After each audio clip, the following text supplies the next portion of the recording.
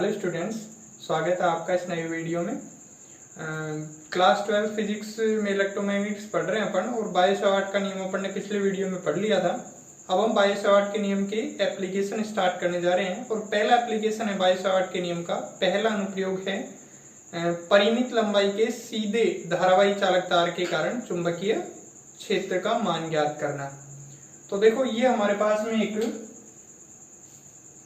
XY चालक तार है। इस चालक तार से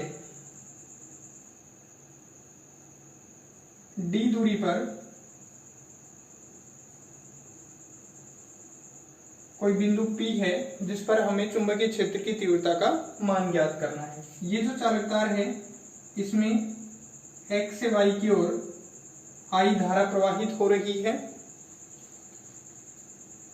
अब हम क्या करेंगे, इसमें बायो सावर्ट का नियम अप्लाई करते हुए इस P बिंदु पर इस चालक तार XY के कारण चुंबकीय क्षेत्र की तीव्रता का मान ज्ञात करेंगे। तो इसके लिए हम क्या करते हैं, इस चालक तार पर कोई एक अल्पांश की कल्पना करते हैं, और हमने यहाँ पे कोई बिंदु O लिया, और इस बिंदु O पर एक हमने अल्पांश ले लिया A B। ये जो बिंदु O है, यहाँ पे अपन ने ये पॉइंट लिया है Q, और मान लिया ये जो बिंदु O है ये Q पॉइंट से L दूरी पर है, ठीक है। और ये हमने जो AB अल्पांश लिया है, इस AB अल्पांश की जो लंबाई है वो कितनी है, DL, ठीक है। इसी तरीके से ये जो DL अल्पांश है, हमने ये जो DL अल्पांश मान लिया, इससे R दूरी पर ये बिंदु P है, तो यहां से ये जो दूरी है ये कितनी हो जाएगी, R, ठीक है। ये दूरी कितनी हो जाएगी, R, यानी कि OP हमारे पास में कितना हो गया, R, ठीक है। अगर अपन स्थिति सदिश की बात करें तो हम ये कह सकते हैं कि यहाँ पे ये जो P पॉइंट है, इसका जो O बिंदु के सापेक्ष, O बिंदु से स्थिति सदिश जो है ये OP वेक्टर, इसकी वैल्यू कितनी है, R वेक्टर है। तो यहां से DL वेक्टर और R वेक्टर के बीच में जो एंगल है वो कितना है, थीटा, ठीक है। यहाँ पे ये जो कोण है, इस कोण को अपन मान लेते हैं कितना, θ1, और यहाँ पे ये जो कोण है इसको मान लेते हैं अपन कितना, θ2, ठीक है। यहाँ पे ये जो P पॉइंट है, इस P पॉइंट पर इसके सिरों के द्वारा जो अंतरित कोण है वो अपन मान लेते हैं क्रम से φ1 और φ2। तो ये वाला कोण तो अपन मान लेते हैं कितना, φ1, और ये वाला जो कोण है अपना ये मान लेते हैं कितना, φ2। तो यहाँ पे अगर मैं नाम लिखूं तो देखो QPX, कोण QPX, ये तो हो जाएगा φ1। इसी तरीके से कोण QPY, ये कितना हो जाएगा, φ2, ठीक है। और बाकी OP किसके बराबर है, R के बराबर। यहाँ पे अपन बात करें OQ, तो देखो OQ ये किसके बराबर है, L, ठीक है। PQ कितना है इसमें, D। तो हमें इस P बिंदु पर चुंबकीय क्षेत्र की तीव्रता का मान ज्ञात करना है। तो हमने इसके लिए क्या माना है, DL लंबाई का AB अल्पांश माना है। बायो सावर्ट के नियम का अप्लाई करते हुए हम सबसे पहले इस DL अल्पांश के कारण इस P बिंदु पर चुंबकीय क्षेत्र की तीव्रता निकालेंगे, फिर इस संपूर्ण चालक तार XY के कारण चुंबकीय क्षेत्र की तीव्रता का मान ज्ञात करेंगे। तो बायो सावर्ट के नियम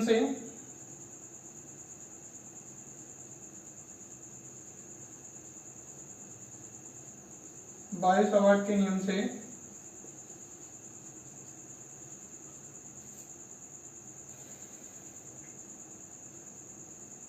AB अल्पांश या DL लंबाई के AB अल्पांश के कारण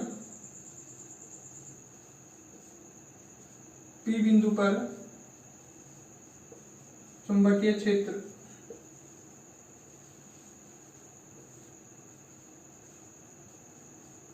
देखो, P बिंदु पर चुंबकीय क्षेत्र का मान कितना होगा, हम इस DL अल्पांश यानी कि AB अल्पांश के कारण, DL लंबाई के AB अल्पांश के कारण P बिंदु पर चुंबकीय क्षेत्र मान लेते हैं dB, और बायो सावर्ट के नियम से इसका जो dB वेक्टर का जो परिमाण है वो किसके बराबर होता है, μ0/4π।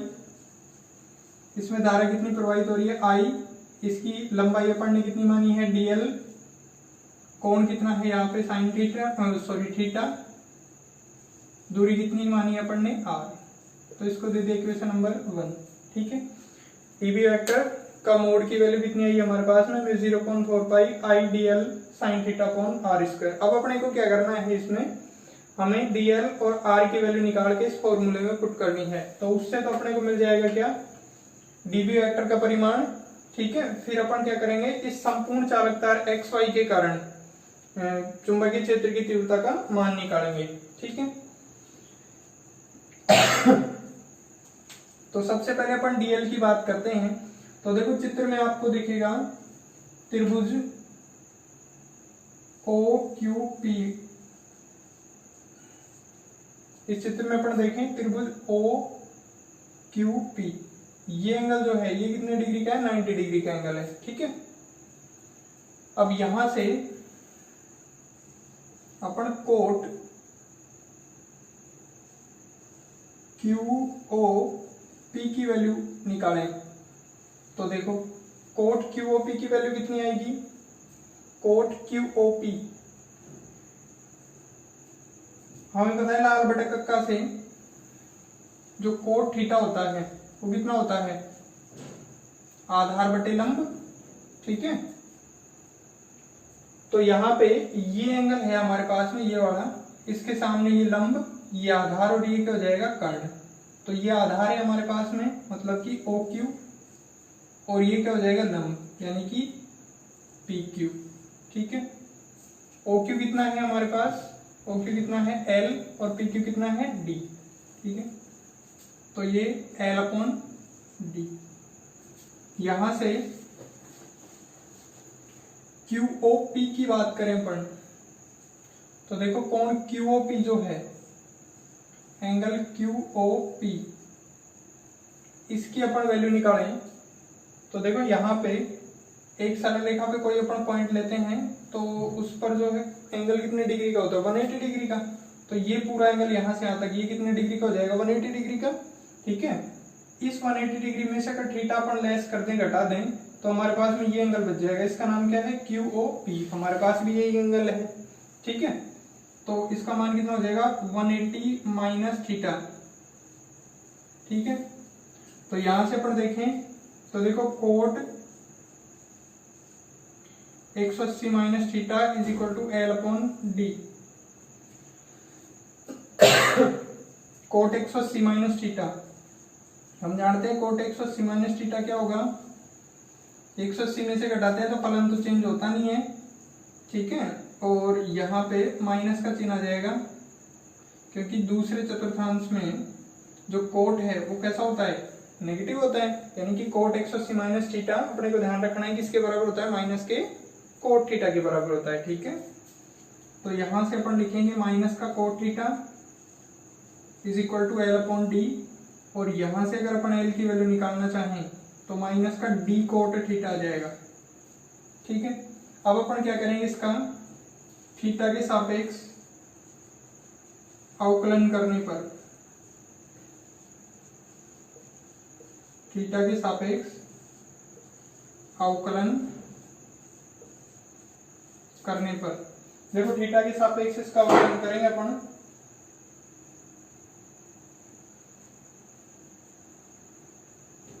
तो क्या आएगा, डी बाई डी थीटा यानी कि D L upon D theta is equal to minus D, यहां से D by D theta cot theta. ठीक है, कोट थीटा का अवकलन क्या होता है, माइनस का कोसेक स्क्वायर थीटा। तो यहां पे लिखेंगे अपन, देखो D L upon D theta is equal to minus D और माइनस का कोसेक स्क्वायर थीटा। ठीक है, ये माइनस माइनस क्या हो गया, प्लस हो गया। यहां से अपन बात करें तो D L upon D theta is equal to D cosec square theta. देखो डीएल की वैल्यू अगर अपन निकालना चाहें तो इस डी थीटा को इधर मल्टीप्लाई कर देंगे, तो हमारे पास में डीएल की वैल्यू कितनी आ गई, D cosec square theta d theta. DL की वैल्यू कितनी आ गई, D cosec square theta d theta. ये जो डीएल है इसका मतलब हम इसको इस तरीके से भी लिख सकते हैं, डीएल वेक्टर का मोड, इसको हम डायरेक्टली डीएल भी लिख सकते हैं। ठीक है, तो डीएल की वैल्यू हमें ये मिली d cosec square theta d theta. ठीक है, ओके। अब अपन बात करें, देखो तो ये तो अपन ने निकाल ली क्या डीएल की वैल्यू, तो अपन यहाँ पे लिख लेते हैं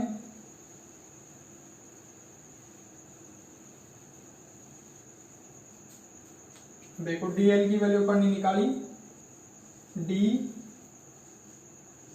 cosec square theta d theta. ठीक है, यहाँ पे इस बोर्ड पर स्पेस के अभाव के कारण मैंने ये जो लिखा था अपन ने ये मिटा दिया है। ठीक है, अब देखो इसी तरीके से अपने को किसकी वैल्यू निकालनी है, आर की वैल्यू निकालनी है। अब आर की वैल्यू कैसे निकालेंगे अपन, आर की वैल्यू निकालने के लिए भी अपन यही जो त्रिभुज है वो कहाँ मिलेंगे, तो त्रिभुज ओ क्यू पी से। अब की बार अपन कोसेक थीटा की वैल्यू निकालेंगे, किसकी वैल्यू निकालेंगे, सॉरी कोसेक क्यूओपी की वैल्यू निकालेंगे। देखो अब कोसेक थीटा क्या होता है, लाल बटा कक्का अपन ने पढ़ा है।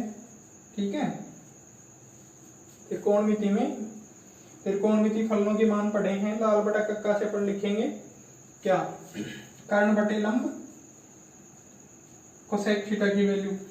अब देखो ये कोण क्यूओपी जो है ये है हमारे पास में कोण क्यूओपी है ना, इस कोण क्यूओपी के सामने ये क्या है, लंब है, और ये क्या है, आधार है, और ये क्या है, कर्ण है। ठीक है, तो कर्ण तो हमारे पास में कितना हो गया भाई, ओपी। ठीक है, और क्या चाहिए अपने को, लंब चाहिए, तो लंब क्या हो गया, पी क्यू। ठीक है, तो ओपी की वैल्यू कितनी है, ओपी की वैल्यू है हमारे पास में आर, और पी की वैल्यू कितनी है हमारे पास में डी। ठीक है, आर अपॉन डी। और यहां पे बात करें कोण क्यूओपी की, तो देखो कोण क्यूओपी, इस कोण क्यूओपी की वैल्यू वही 180 माइनस थीटा, अभी लिखी थी अपन ने, यहां पे रखेंगे तो cosec 180 minus theta is equal to R upon D. अब देखो cosec 180 minus theta, cosec 180 minus theta किसके बराबर होगा, प्लस का कोसेक थीटा के, किसके बराबर होगा, प्लस का कोसेक थीटा। यहां पे ये रखें अपन, तो देखो cosec theta is equal to R upon D, और यहां से आर की वैल्यू कितनी आई भाई, डी कोसेक थीटा, आर की वैल्यू कितनी आई, डी कोसेक थीटा। ठीक है, अब आर की वैल्यू भी मिल गई अपने को, डीएल की वैल्यू भी मिल गई। ठीक है ना, तो हम क्या कर सकते हैं, ये आर और डीएल की वैल्यू हम इसमें फॉर्मूले में रखेंगे, ये ऊपर जो हमारे पास में इक्वेशन 1 आई इसमें। ठीक है, आर की वैल्यू कितनी है,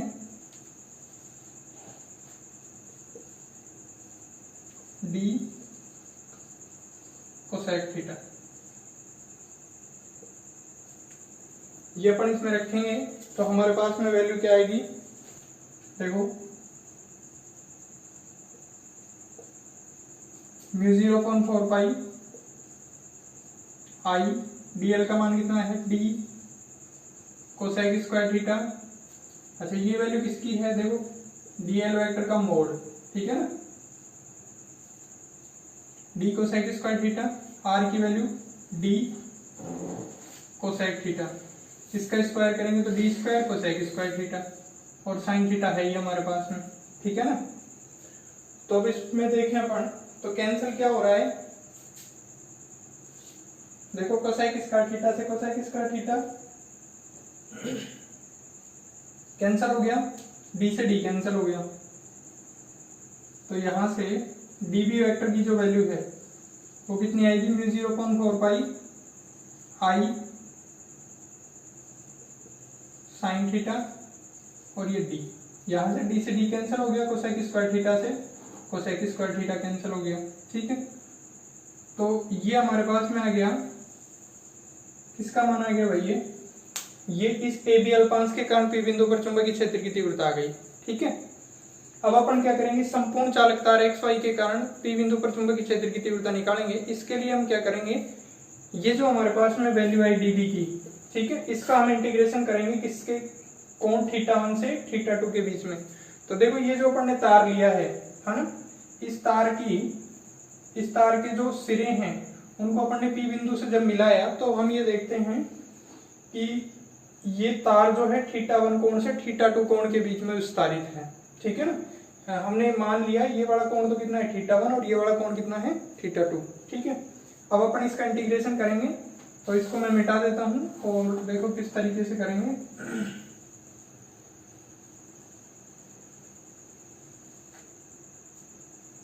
यहाँ पे संपूर्ण चालक तार XY के कारण P बिंदु पर चुंबकीय क्षेत्र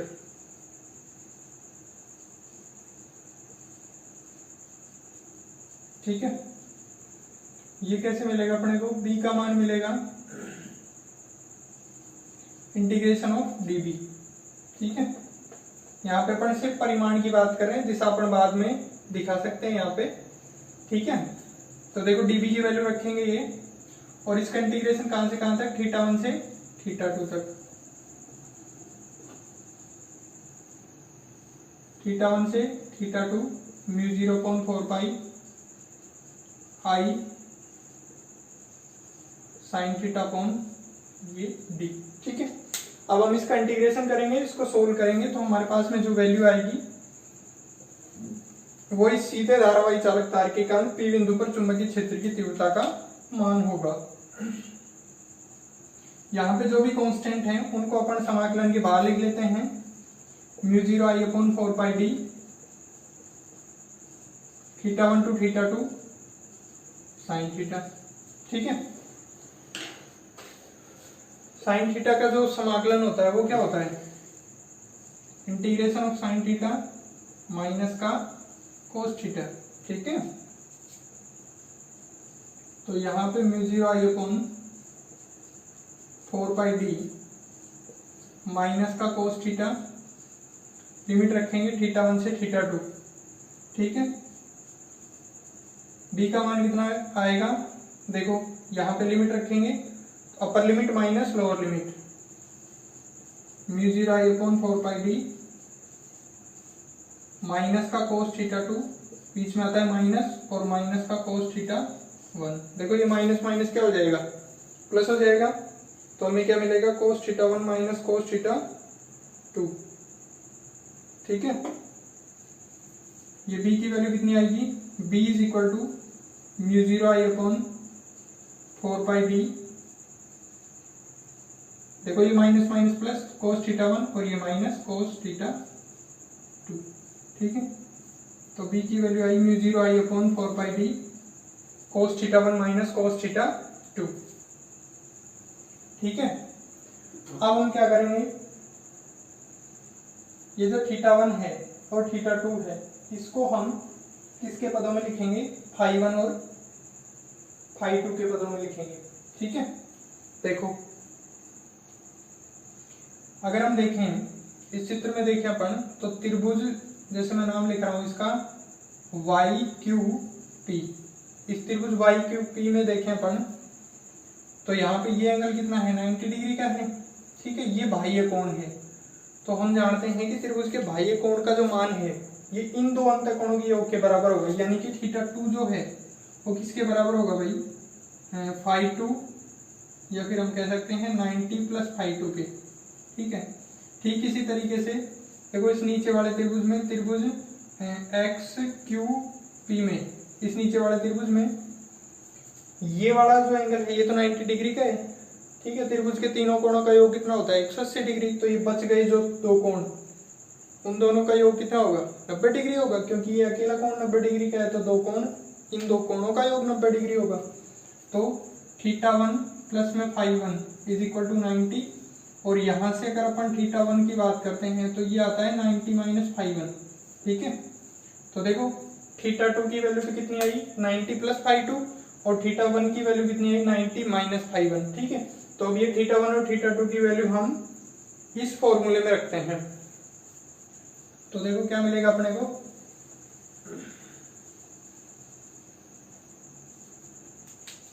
b की value mu 0/4 pi mu 0 I/4 pi d. θ1 की वैल्यू रखी तो कोस θ1 की value 90 minus φ1 minus cos 90 plus φ2। ठीक है, अब देखो कोस 90 माइनस φ1 की अपन बात करें तो कोस 90 माइनस थीटा क्या होता है, साइन थीटा, और कोस 90 प्लस थीटा क्या होता है, माइनस साइन थीटा। तो यहाँ पे तो आएगा माइनस का साइन φ2 और यहाँ पे आएगा प्लस का साइन φ1। तो b की वैल्यू कितनी आई, mu 0 I/4 pi D sign φ1 plus में साइन φ2। देखो ये माइनस साइन φ2 आया है यहाँ पे, कोस 90 प्लस φ2 को अपन क्या लिखेंगे, माइनस साइन φ2 और माइनस माइनस क्या हो गया, प्लस। तो ये हमारे पास में वैल्यू आ गई चुंबकीय क्षेत्र की। ठीक है, चुंबकीय क्षेत्र का परिमाण जो है वो कितना आ गया, mu 0 I/4 pi D sign φ1 plus में साइन φ2। ठीक है, तो हमने हमारे पास में कोई भी एक चालक तार था XY, उससे d दूरी पर हमारे पास कोई बिंदु P था, उस पर चुंबकीय क्षेत्र की तीव्रता का अपन ने मान निकाला और मान आया कितना, B = mu 0 I/4 pi D sign φ1 plus में साइन φ2। ठीक है, तो ये परिमित लंबाई के चालक तार के कारण चुंबकीय क्षेत्र की तीव्रता थी। अब देखो यहाँ इसी में अपन बात करेंगे अनंत लंबाई के चालक तार के कारण चुंबकीय क्षेत्र की तीव्रता की। ठीक है, तो इसमें हमने ये जो φ1 और φ2 एंगल दिखाए हैं, देखो अनंत लंबाई के चालक तार की बात करें अगर अपन, तो अनंत लंबाई के चालक तार के लिए देखो ये हमने जो चालक तार दिखाया है XY, ठीक है, इसकी लंबाई क्या होगी, अनंत। ठीक है, यहाँ पे अपन ने ये Q पॉइंट लिया है, ये P पॉइंट है। ठीक है, अच्छा अब अपन क्या कर रहे हैं, देखो ये हमारे पास में परिमित लंबाई का चालक तार था, और परिमित लंबाई का जब चालक तार था तो हमने जब इस P पॉइंट को इसके सिरों से मिलाया तो ये कोई एंगल बन रहा था φ1 और φ2। अच्छा, अब ये जो चालक तार है इसकी लंबाई क्या है, अनंत ली है अपन ने, इन्फिनिटी ली है। तो यहाँ पे इस P पॉइंट को जब हम इस अनंत लंबाई के चालक तार के सिरों से मिलाने की कोशिश करेंगे तो ये जो P पॉइंट है ये इसके सिरों से कहां पर जाकर मिलेगा, अनंत पर जाकर मिलेगा। यानी कि अनंत पर जो एंगल मिलेगा अपने को यहाँ पे वो कितना होगा, 90 डिग्री। अच्छा, दो रेखाएं जो हैं जो अनंत पर जाकर मिलती हैं वो कैसी रेखाएं होती है, समांतर रेखाएं होती हैं। ठीक है, तो इस तरीके से ये जो है जब अपन इस P पॉइंट को इस Y से और X सिरे से मिलाना चाहेंगे तो हमें एक ये सीधी रेखा इसके समांतर रेखा प्राप्त होगी। और इसका मतलब ये हुआ कि देखो ये एंगल अपन ने φ2 माना था तो ये 90 डिग्री मिलेगा अपने को, और ये φ1 माना था तो ये भी कितना मिलेगा अपने को, 90 डिग्री मिलेगा। कौन सी स्थिति में, जब हम अनंत लंबाई का चालक तार प्रयुक्त करेंगे। ठीक है, अनंत लंबाई के चालक तार के लिए यहाँ पे ये जो एंगल φ1 और φ2 हैं ये अपने को कितने मिलेंगे, 90 के मिलेंगे।